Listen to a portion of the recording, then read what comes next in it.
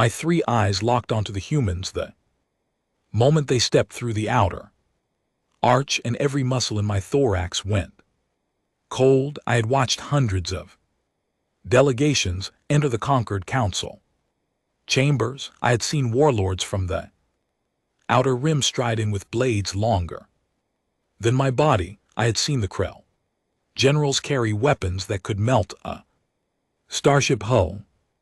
I had seen the Vasari whip masters, the Drathan gunners, the armored giants from the Orion belt. Every single species walked into that chamber carrying the pride of their people on their belts, their shoulders, their spines. It was law, it was tradition, it was the oldest rule written into the conquered charter. But the three humans walked in with nothing. Not a knife, not a pistol, not even a ceremonial blade tucked into a sleeve. They wore simple dark clothing, the kind you might see on a merchant or a teacher. One woman, two men. They did not look dangerous. They did not look proud. They did not look like anything at all, really, and that was what made my breathing plates lock up in my chest. Because the sergeant-at-arms stepped aside for them. You have to understand what that meant. The sergeant-at-arms was a Krell named Voron, and Voron had once stopped a fully armored ambassador from the Threshan Empire at the door and forced him to surrender a hidden blade before entering. Voron had disarmed beings twice his size. Voron did not step aside for anyone. Voron did not lower his head for anyone. Voron was the rule. And yet there he stood, his massive armored shoulders angled slightly back, his gaze fixed on the floor as the three humans walked past him without even slowing down. He did not scan them. He did not challenge them. He did not even look at them. I turned to my supervisor, an older head Heron named Melnick, and I whispered the question before I could stop myself. Why are they not being checked? Melnick's antennae flattened against his skull so fast I heard them click. In my species, that gesture means fear, not caution, not concern. Fear, deep, ancient, instinctive fear. I had never seen Melnick make that gesture in all the years I had served under him. Do not ask that question, he said, his voice low and tight. But the law requires. The law does not apply to them. I wanted to press further. I wanted to pull out my protocol tablet and show him the exact section of the charter that required weapon inspection of every delegate, no exceptions, no species privileges. But Melnick's antennae were still flat, and his three eyes were darting toward the humans with a nervous rhythm I had never seen in him before. So I stayed quiet. I pretended to take notes. I watched. The humans took their seats at the long, curved table. They did not speak to each other. They did not look around the chamber. They sat, folded their hands in front of them, and waited. Around them, the other delegates were behaving strangely. The Krell general, who normally sat with his chest puffed out and his plasma halberd across his lap, had placed his weapon on the floor beside his chair and was staring very carefully at his own hands. The Vasari speaker, who loved nothing more than making dramatic hand gestures during debates, was sitting perfectly still. The Drathan delegation, all 6 of them, had angled their chairs a few degrees away from the human seats, not obviously, just enough that they were not quite facing them directly. Every single species in that room was avoiding the humans, not with hostility, not with suspicion, with something much worse, with deference. I scribbled notes on my tablet as fast as my claws could move. This was not right. This was not in any of the training materials I had studied for 2 years before taking this position. Concord was built on the principle of equality between species. Every delegate was supposed to be treated the same. Every weapon logged, every protocol followed. The whole point of the council was that no species stood above another. And yet here in front of me, an entire chamber of the most powerful beings in the galaxy was quietly, carefully, politely refusing to make eye contact with 3 unarmed humans in plain clothing. The session began. The speaker called for opening statements. Delegates rose one by one to present their positions on the quarterly trade accords. The humans remained seated. When their turn came, the woman stood, said 11 words about supporting the current framework, and sat back down. The entire chamber released a breath I had not realized they were holding. After the session, I followed Melnick back to our office. I waited until the door sealed behind us. Then I asked again, "Melnick, please, I need to understand."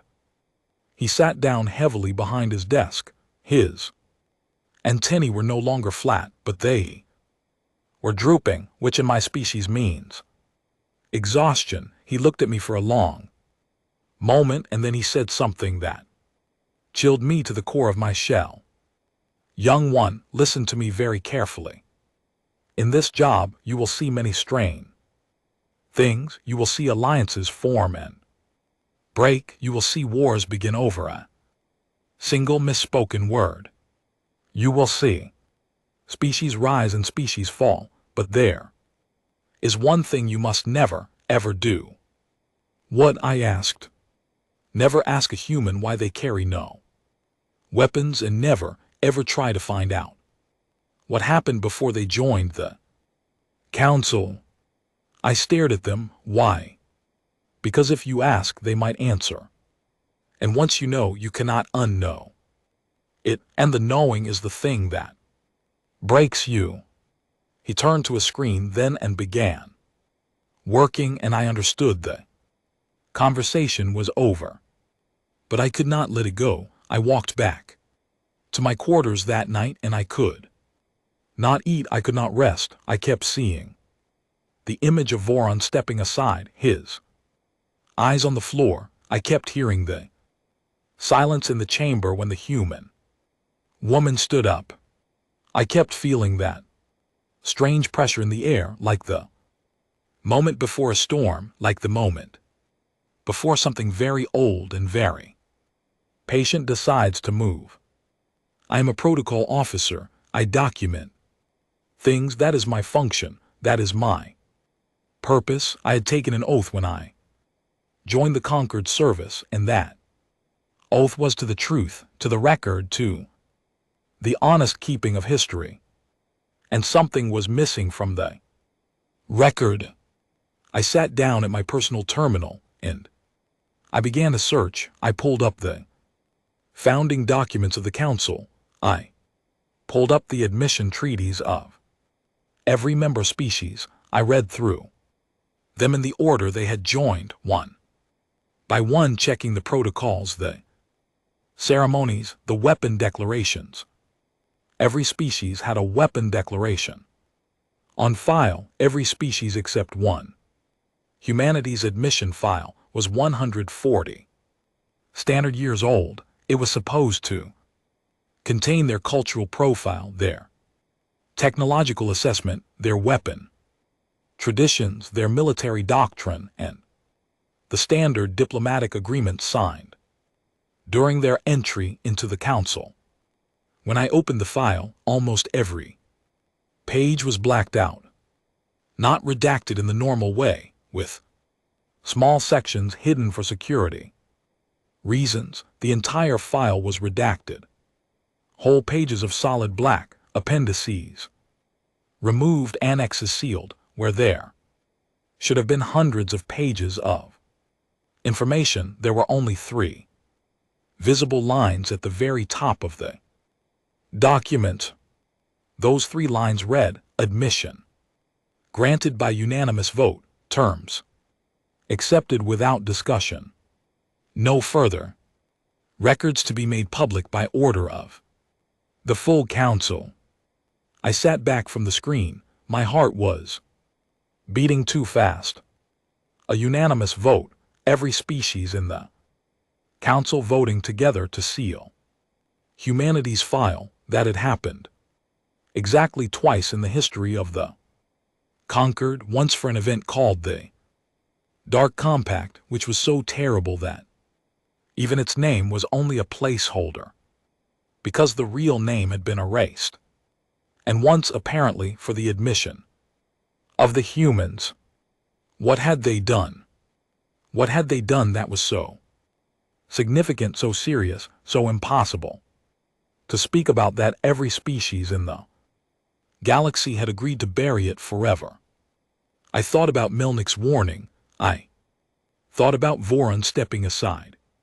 I thought about the woman standing up and saying 11 words and sitting back down, while an entire chamber of warlords and generals held their breath. I should have stopped. I should have closed the terminal, gone to bed, and forgotten everything I had seen. That would have been the safe thing to do, the smart thing to do. But I am a protocol officer. I document things. I began my search in earnest that night. I did not know then that the search would take me to a dying diplomat in a forgotten hospice, to a sealed archive in the lower levels of Concord Station, and finally to a planet that the galaxy had agreed by unanimous vote to never visit again. And at the end of it, I would sit across from a small human woman drinking tea, and I would understand why the humans walked into the council unarmed, and I would understand why no one else ever would. The first place I went was the senior diplomatic registry. Every retired ambassador who had ever served on the council had their records filed there, including their contact information for post-service consultation. I was not supposed to access those records without authorization from a senior officer, but my position as a protocol officer gave me clearance to verify attendance records for historical sessions. That was enough to get me through the first security layer. I searched for any surviving delegate who had been present at the vote to admit humanity 140 years ago. Most of them were long gone. Species have different lifespans, and a century and a half is beyond the reach of most, but there were a few, 3 to be exact. 1. Krell, who had retired into deep meditation and was unreachable. 1. Heterin, one of my own kind who had refused all contact since retirement. And 1 Vasari named Kelter. According to the records, Kelter was still alive, barely. He was in a hospice facility on a small moon orbiting a neutral trade world, and the medical records attached to his file indicated that he was in the final stages of his life cycle. He had weeks left, perhaps days. I requested a travel past the next morning, citing historical research. Melnick signed it without looking up from his work. I think he had already decided that I was going to do this, and that stopping me would only delay the inevitable. "Be careful," he said as I left, "and when you come back, if you come back, do not tell me what you learned." I promised him I would not. Then I booked passage on the next transport out, and I began the journey that would change the way I understood the universe forever. The hospice was a quiet place, all soft lighting and muted walls, staffed by gentle beings from a caretaker species. whose entire culture revolved around easing the transition of the dying. They led me through long curving corridors to small private room at the end of a wing reserved for guests with special circumstances. Kelter lay on a low platform covered in a thin blanket of woven fibers. His skin, which should have been the deep purple of a healthy Vasari, had faded to a pale lavender. His breathing was shallow. His eyes, when they opened, were clear. "You are Heteron," he said. His voice was dry but steady. "Young protocol officer, by the cut of your robe, come to ask about the humans." I was startled. "How did you know?" He almost smiled, "Because every few decades someone like you comes, young, curious, unable to let it rest, and every time I turn them away. But I am dying now, and the rules of my silence end with my life. Sit down." I sat on the small stool beside his platform. I took out my recorder, then hesitated. "No recording," he said. "What I tell you carry in your own memory or not at all." I put the recorder away. Kelter was quiet for a long moment, gathering his strength. Then he began to speak, and as he spoke, the world I thought I understood began to come apart. 140 years ago, he said, humanity did not apply to join the council. They were summoned to stand before it. Do you understand the difference? They were being judged. They were being answered to. The council had done something to them, and the time had come to account for it. I did not understand. The conquered did not interfere with unaffiliated worlds.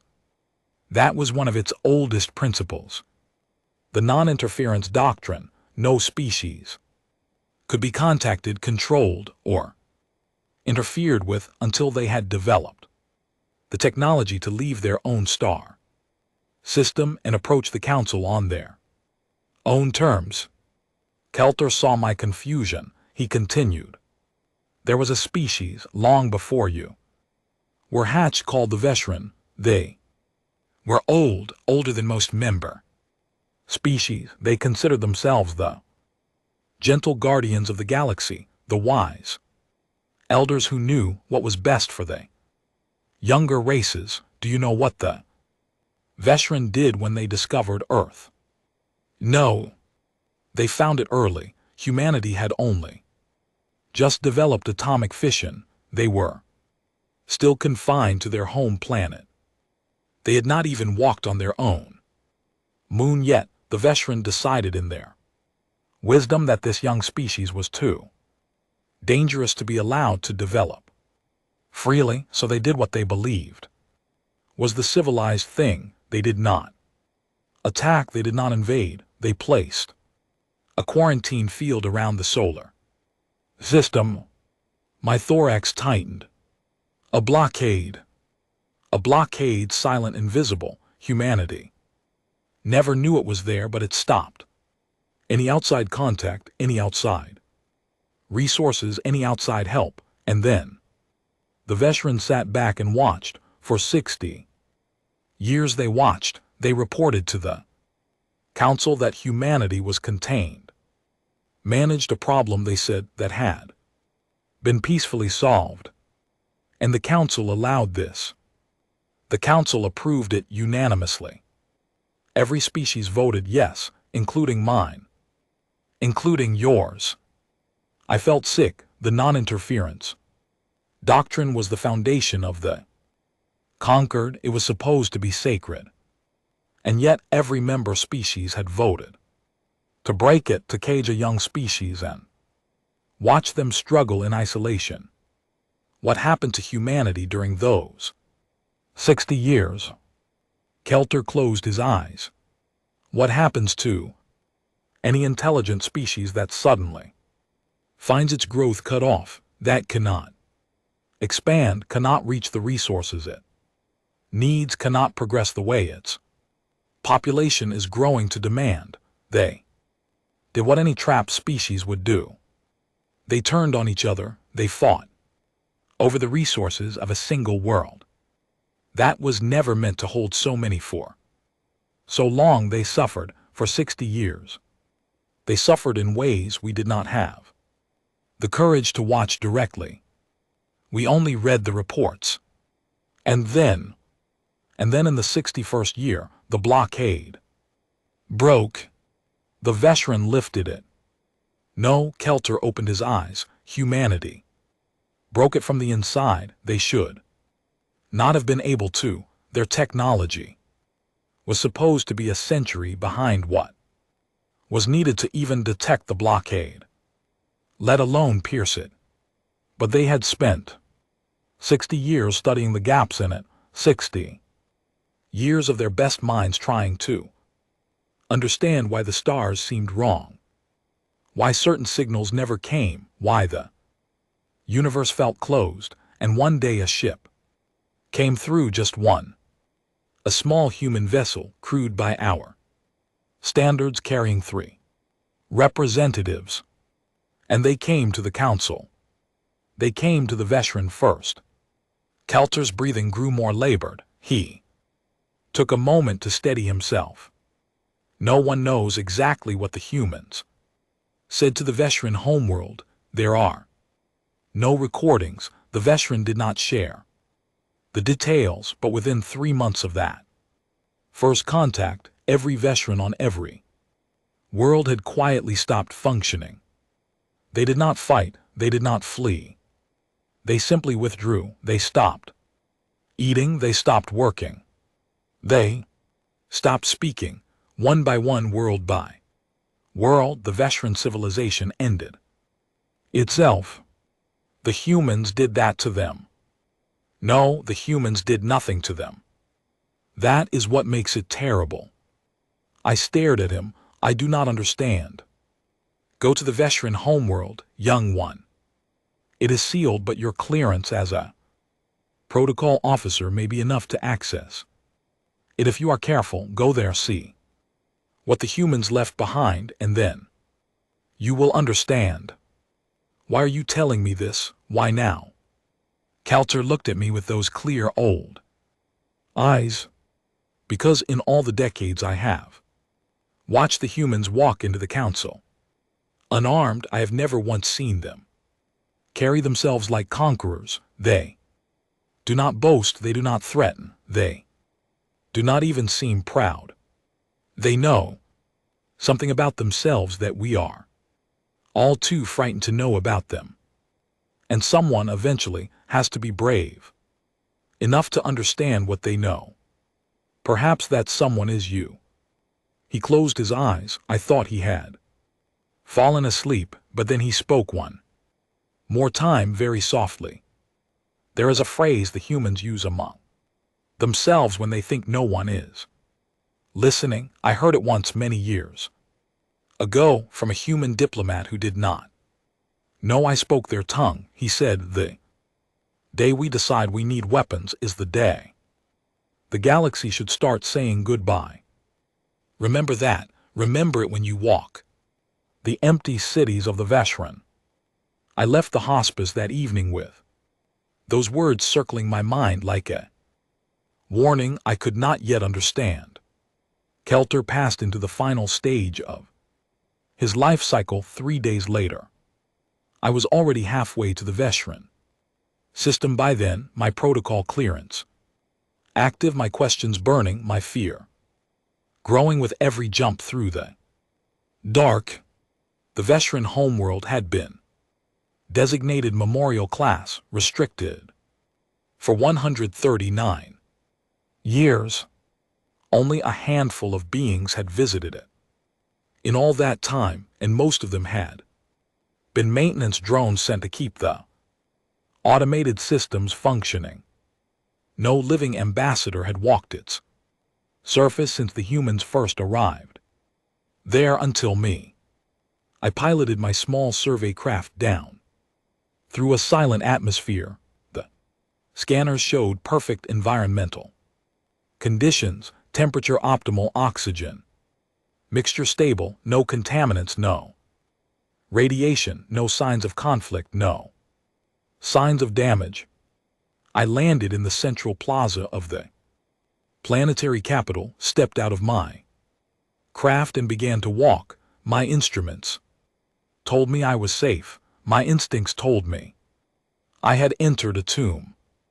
The city was beautiful. I want you to understand that, because everything else I am going to tell you will sound strange, and the strangeness begins with the beauty. The Veshran had built their capital from pale blue stone with flowing curved architecture that seemed to grow out of the ground rather than sit upon it. Streets were wide, the gardens were full of flowering plants that still bloomed, tended by automated irrigation systems that had run for more than a century. Without maintenance, birds or whatever the Veshran equivalent was flew overhead. Small creatures moved through the underbrush. The world was alive, but the Veshran were gone. I walked through empty shops with goods still on the shelves. I passed through markets where automated vendor stalls continued to operate, offering fresh produce to customers who would never come. I entered a residential building. The door opened for me automatically, recognizing my biological presence. Inside a home, furniture in place, clothing folded neatly in cabinets, meal preserved by climate control sat on the dining table, 3-place settings, plates still clean, utensils arranged with care. No bodies, no signs of struggle, nothing disturbed. Just an empty home waiting for a family that had decided 140 years ago not to come back to the table. I walked out of that home with my 3 eyes blurring. I continued through the city. Every building told the same story. Schools with data pads still on the desks, hospitals with patient beds made up and waiting, parks with children's toys set down neatly on the grass, a planet of 1.5 billion Veshran. According to the old census, all of them gone, all of their cities still standing, all of their things still in place. I made my way to the Veshran High Council building. It stood at the center of the capital, a tall, graceful tower of pale stone, and its doors opened for me as if they had been waiting. Inside, the central chamber was shaped like a wide bowl with seats arranged rings around a central platform. I climbed down to the platform. There was a control panel there, preserved and functional. I activated it and a holographic record began to play. It was the Veshran Prime Minister, an older female Veshran with silver markings on her face. She was sitting in the empty chamber speaking to no one. Her voice was calm, tired, almost gentle. "If anyone ever hears this," she said, "I want you to know that the humans did not destroy us. I want that clearly understood. They did not attack us. They did not use any weapon against us. They did not even raise their voices." She paused. She took a breath. 3 humans came to our world 6 weeks ago. We had expected them. We had prepared a reception. We thought they would be angry. We thought they would demand justice or reparations or revenge. We were ready for all of those responses. We had rehearsed our apologies. We had planned our offers of restoration. We believed that a species subjected to what we had subjected them to would arrive with fury, and we were prepared to meet that fury with grace. But they did not come with fury. They came with photographs, with recordings, with stories. They sat across from us in this very chamber, and they showed us what the blockade had done. They showed us the children. They showed us the mothers, they showed us what 60 years of forced isolation does to a young and growing species. They did not accuse us, they did not even seem angry, they simply showed us, and they asked us very politely if we had known. We had known, of course we had known, we had always known, we had simply told ourselves that we were being wise, that we were being gentle, that what we were doing was for the good of all. The Prime Minister's voice trembled for the first time. We had built our entire civilization on the idea that we were the good ones, the civilized ones, the wise stewards of the galaxy. It was the core of who we were. Our philosophy, our religion, our history, our pride. We were the species who did not do terrible things. We were the species who knew better. The humans sat in this chamber for 3 hours. They did not raise their voices. They did not threaten. They simply told us with their pictures and their recordings and their quiet words exactly what we had done, and they asked us again and again a single question. They asked us, how do you live with this? We did not have an answer. We searched our philosophy, we searched our religion, we searched our history. There was no answer, because our entire identity was built on being the species who would never need to answer such a question. When the humans left our chamber that evening, they thanked us for our time. They were polite, they bowed slightly. They returned to their ship, and they went home. They did not threaten us. They did not demand anything. They simply left. Within a week, the first of us had stopped eating. The Prime Minister paused again, a long silence. When she continued, her voice was very soft. It is not a weapon. That is what I want you to understand. There is no weapon. There is only the truth, and the truth for a species like ours turns out to be unsurvivable. We had built ourselves on a lie, and when the lie was taken away, there was nothing underneath. I watched. My own hands refused to lift food to my mouth. I watched my own mind refuse to find reasons to continue. I know what is happening to me. I know why, and I cannot stop it. The humans did not kill us. We are killing ourselves because we cannot live with what we have done, and we cannot pretend we did not do it because they refused to let us pretend anymore. That is all they did. They refused to let us lie to ourselves, and that for us was the end. She looked directly into the recorder.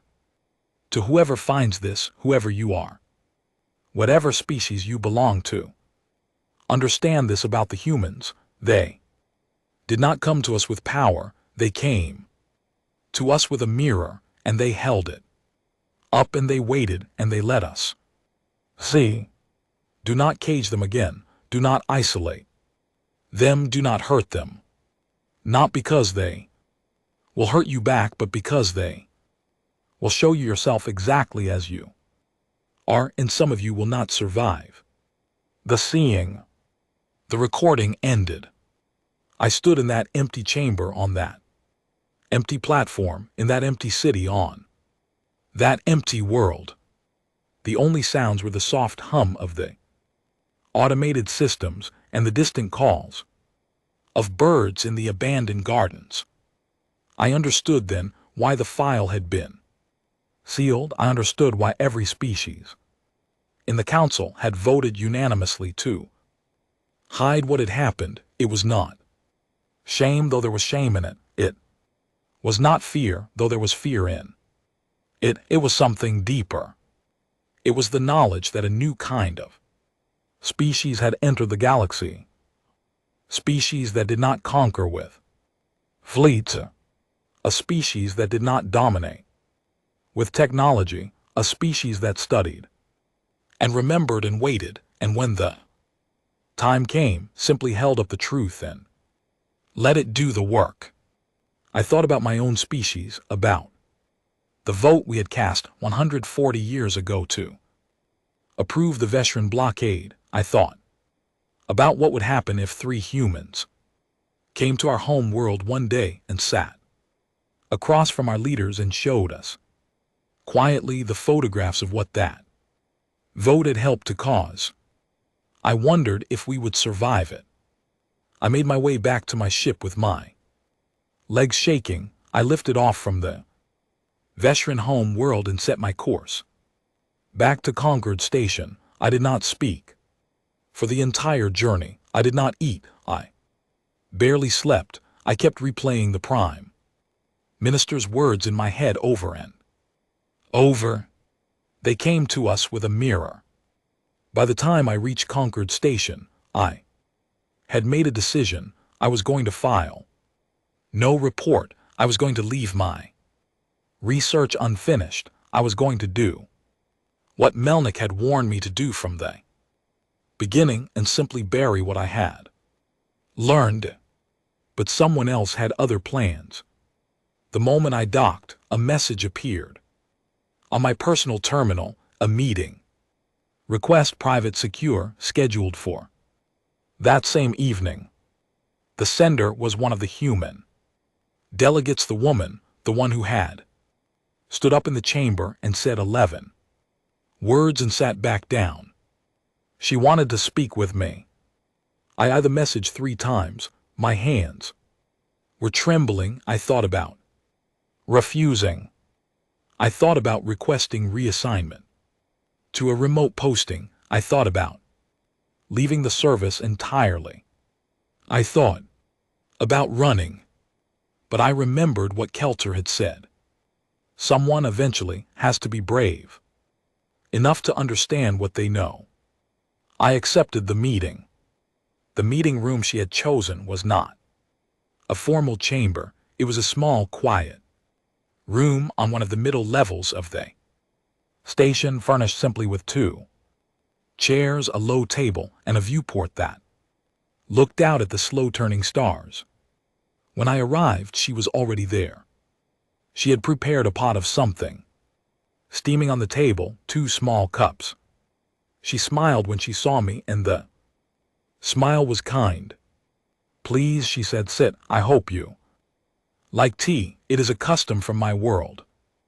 I sat. My claws were shaking too badly to lift the cup, so I left it on the table. She did not seem to mind. She poured tea for herself and sipped it slowly.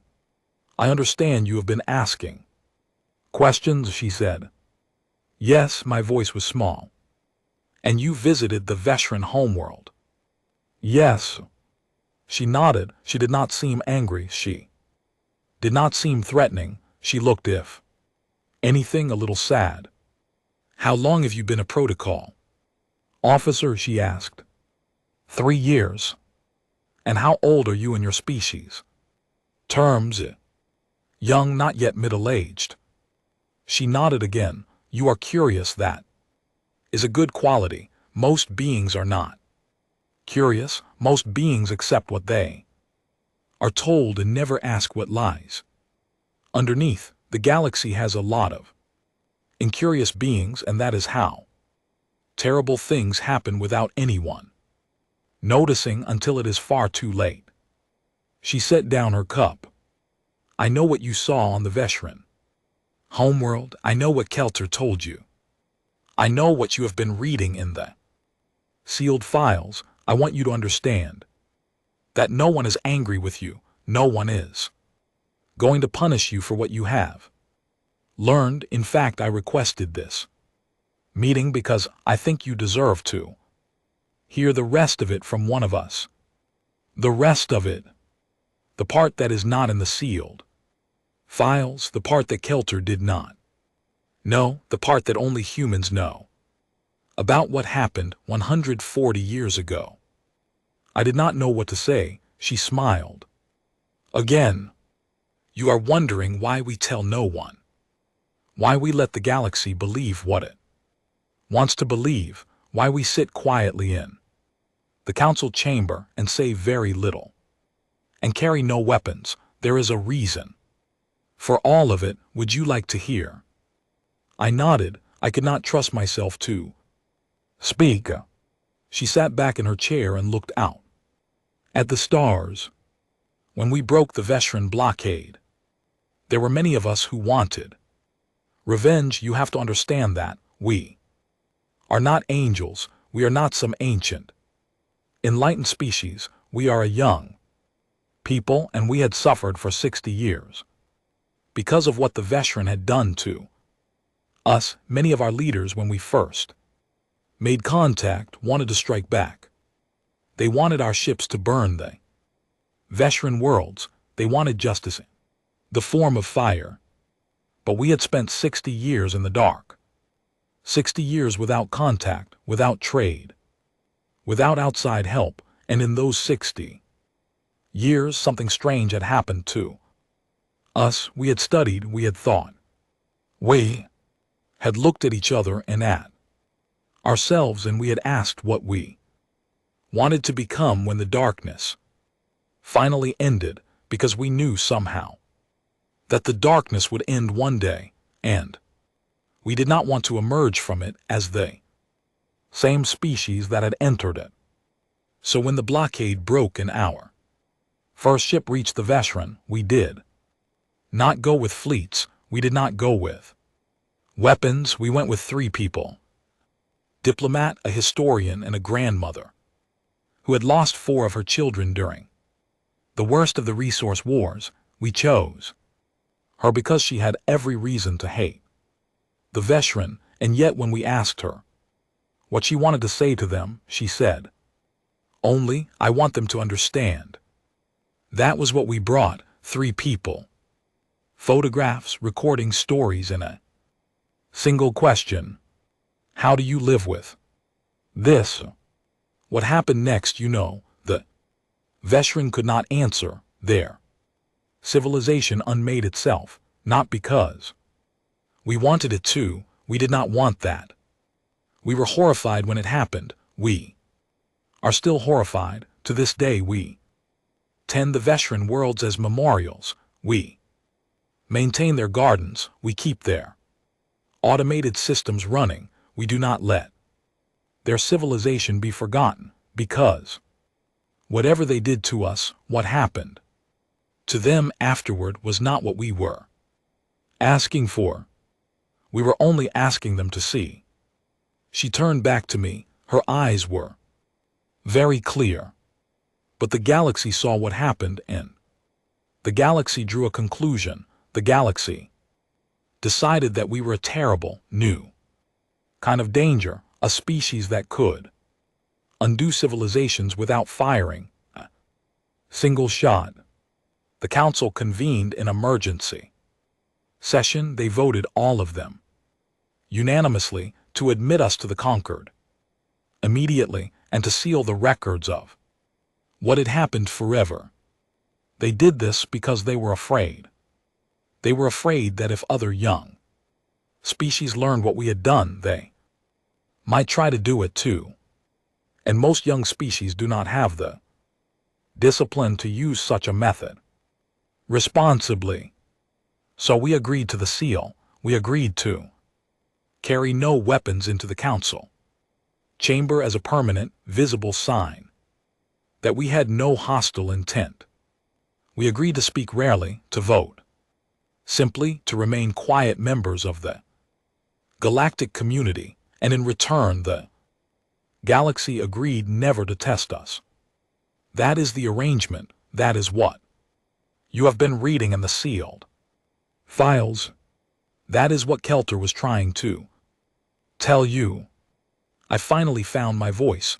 But why do they step aside? Why does Vorin, the Sergeant-at-Arms, lower his eyes when you pass? You have given your word. You carry no weapons. What are they afraid of? She smiled very gently, very sadly. They are afraid of what would happen if the arrangement ever broke. They are afraid of the day we decide that quiet Speech and unarmed presence are no longer enough. They are afraid that somewhere, someone in the galaxy is doing what the veteran did, hiding it, thinking they are being wise, thinking they know better, and they are afraid that one day we will find out and we will come to visit them, as we came to visit the veteran.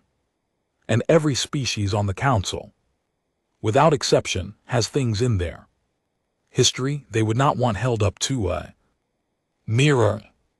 I understood then, I understood completely. The humans were not feared for their weapons, they were feared for their patience, for their memory, for their willingness to sit quietly in a room and wait for years if they had to, until the moment came when the truth had to be spoken, and for the knowledge that when that moment came, they would not raise their voices, they would simply hold up the mirror, and no species in the galaxy was certain they would survive the seeing. Why are you telling me this? I asked. If the arrangement requires silence, why have you told me everything? Because you went looking. Because you are young and curious, and you did not stop when you were warned, because in every generation, a few beings like you come close to the truth, and we make a choice about what to do with them. Most of them we let find their own way back to silence, but occasionally one of them is different. Occasionally one of them is the kind of being who could carry the truth without being broken by it, and we make contact with those. Why? Because the arrangement cannot last forever, because one day the galaxy will need more than silence from us. It will need partnership, real partnership. And for that, there need to be beings in every species who know the truth and who have chosen freely to help us build something better than the arrangement we have now. We are always looking for those beings. You are one. I stared at her. I am just a protocol officer. Yes, she said, and that is exactly the kind of person who changes history. Not the generals, not the ambassadors. The ones who take notes, the ones who keep records, the ones who remember. She stood up. The meeting was ending. You do not have to decide anything. Today, you do not have to do anything at all. I'm only asking you to carry what you know. Carry it carefully. Speak of it to no one who has not earned the right to hear it, and if one day you find yourself in a position to use it, I trust you will use it well. What if I make a mistake? I asked. What if I tell the wrong being? She considered the question. Then you will learn, as we learned, that the truth is a heavy thing, and it must be carried with care, but I do not think you will make that mistake. You waited to speak until you understood. That tells me enough. She walked to the door. Before she left, she paused. One more thing. You asked why we walk into the council chamber unarmed. The real answer is simple. A weapon is for a being you consider your equal in the capacity for harm. The day we carry a weapon into that chamber is the day we have decided that one of the other species has reached that level, and every species in that chamber knows, quietly, deep in their oldest memories, that none of them want us to ever decide that our empty hands are not humility, they are not peace, they are a promise. A promise that we still believe there are better ways to handle our disagreements than the way we handled the Vesherin. And a warning that the promise, like all promises, has limits. She bowed slightly, a human gesture of respect. I rose and I returned the bow. An insected approximation of the same gesture.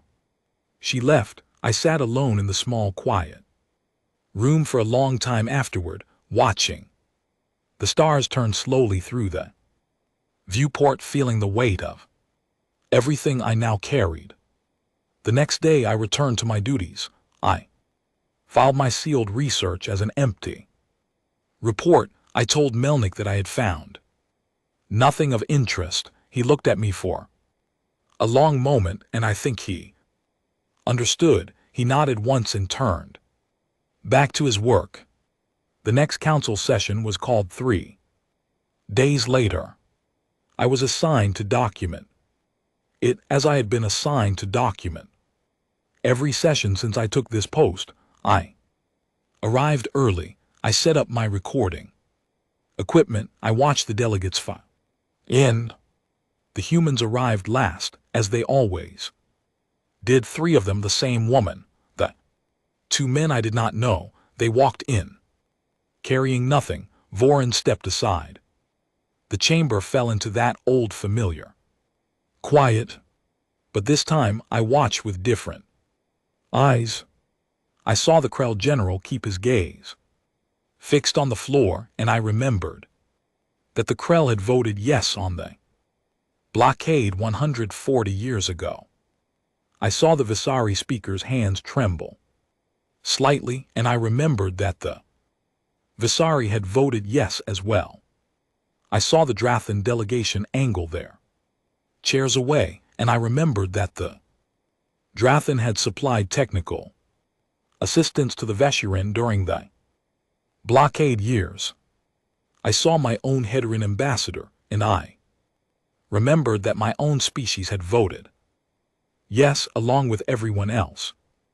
Every being in that chamber had a secret. Every species had something in their history that they did not want held up to the light, and the humans knew. The humans always knew. They had spent a century and a half quietly reading the records, studying the histories, listening to the private speeches, remembering every vote and every decision and every quiet moment when each species had chosen convenience over justice.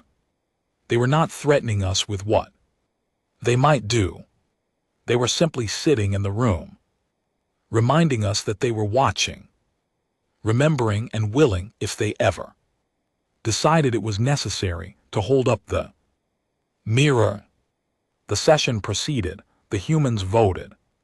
Simply, they spoke rarely. When they spoke, every being in the chamber listened with absolute attention, because every being in the chamber knew that the day the humans had something difficult to say was the day the arrangement ended, and the day the arrangement ended was the day the quiet century and a half of peace came to its close.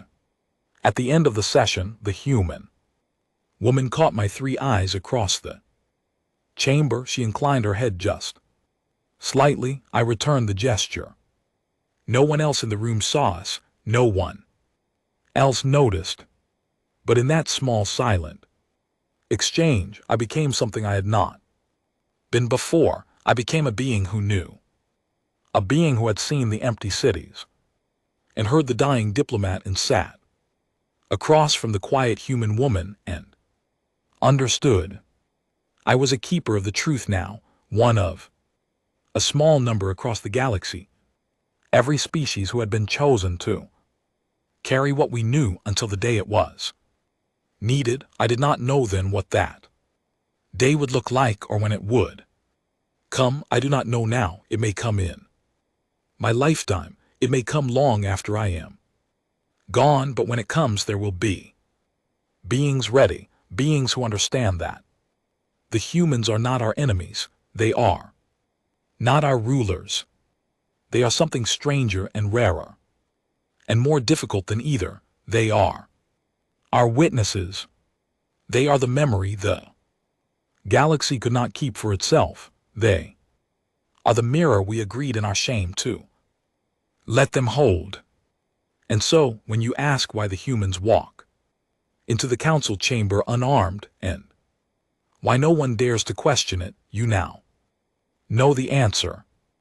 It is not because they are weak. It is Not because they are peaceful, it is not. Because they are better than the rest of us. It is because they have chosen for now to believe that we can still become something worth not showing a mirror to. And the day they decide otherwise will be a day none of us wish to see.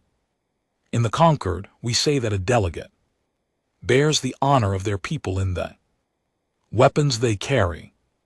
The humans bear theirs in the weapons they have chosen forever not to.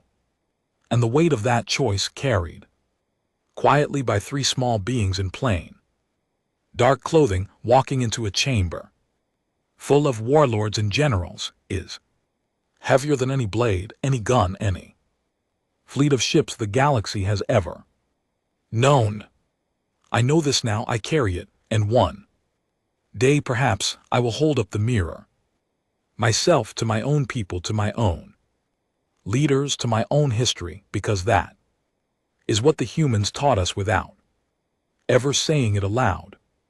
That the bravest thing any species can do is look at itself honestly, without flinching, and accept what it sees. The humans do it every day. That is their real secret. That is the source of their strength. They have learned to live with the mirror, and they are waiting patiently to see if the rest of us can learn too. I think we can. I hope we can. And if we cannot, then the humans will do what they have always done. They will sit quietly in the chamber. They will carry no weapons. They will say very little. And they will wait. They have all the time in the universe. We do not.